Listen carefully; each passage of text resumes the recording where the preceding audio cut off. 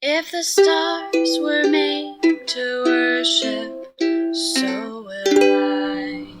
Hi, I'm Yana, and I will be sharing with you from Dr. DeMay's book from week 16, day 4.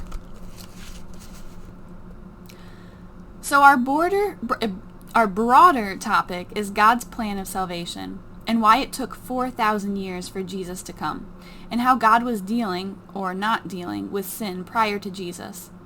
And we're sojourning now on the first Passover. We've got more to cover, but we're first seeing Jesus, and specifically his cross, in this ceremony and other instances in the Old Testament. This next example will take the rest of this week and possibly into the next to discuss in full because it's subtle and takes some explaining.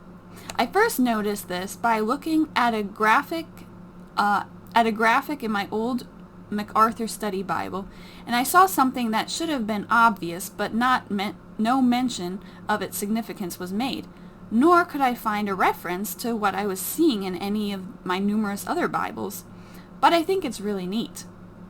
We're again jumping ahead to after Mount Sinai, 2 years after Exodus.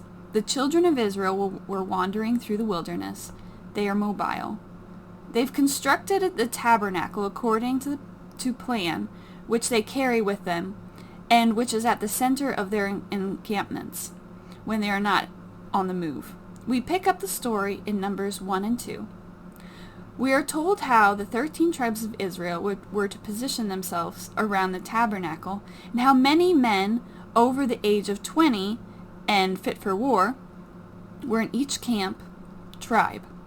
Now, as you recall, there were only 12 sons of Jacob, but the Levites, the tribe of Moses and Aaron, were the priests, and they camped right around and near the tabernacle.